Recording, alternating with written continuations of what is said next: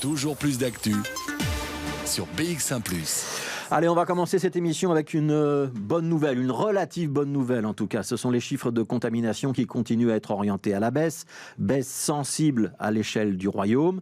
Mais il faut toujours évidemment se méfier des chiffres qui sont communiqués le week-end. Bonjour Sabine Rigelheim. Bonjour Fabrice. La situation n'est pas tout à fait aussi idyllique sur le front des hospitalisations et des admissions à l'hôpital, mais le nombre de personnes actuellement en soins intensifs reste tout proche du maximum possible, mais il n'est plus en augmentation.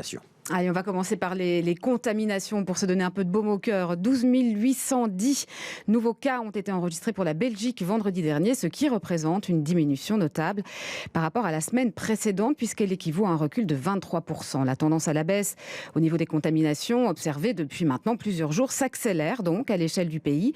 Et elle semble également se vérifier à Bruxelles, même s'il faut rester plus prudent, rappelle le docteur Yves Van Latem, porte-parole interfédéral Covid-19. On peut, pour l'instant, même sans avoir les chiffres tout à fait définitifs, se dire que Bruxelles, ce week-end ou aujourd'hui, va certainement avoir une moyenne des contaminations par rapport à la semaine précédente qui vont commencer à diminuer, comme le reste du pays. Difficile à dire puisque nous sommes sur une situation de week-end et qu'il faut consolider les chiffres pour voir exactement ce qu'il en est, mais il est fort probable qu'on rejoigne ainsi à Bruxelles la direction des deux autres grandes régions, la région flamande et la région wallonne. Ce qui jusqu'ici n'était pas encore le cas.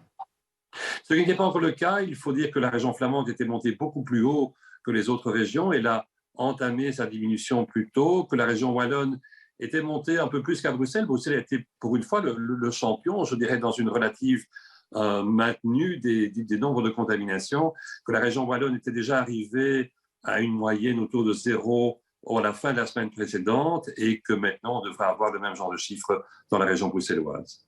Voilà donc pour les contaminations. Il faut évidemment que les hospitalisations suivent, puisque c'est dans les hôpitaux que la tension est aujourd'hui très forte. À cet égard, les chiffres globaux sont encourageants puisqu'ils indiquent une diminution.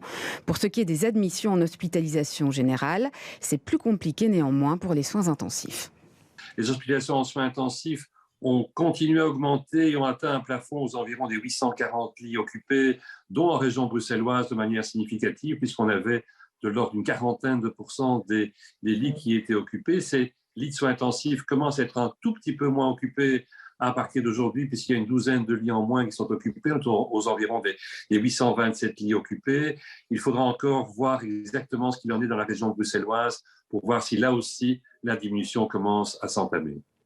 Et sur le terrain, à Bruxelles, justement, quand on discute avec des services hospitaliers, eh bien, ce recul des admissions est peu perceptible. C'est en tout cas l'analyse du docteur Marc Libertalis, qui est coordinateur médecine sur le site d'Etterbeek XL des hôpitaux Iris Sud. On ne voit pas de diminution des admissions des patients Covid et les soins intensifs sont proches de la saturation. Écoutez-le.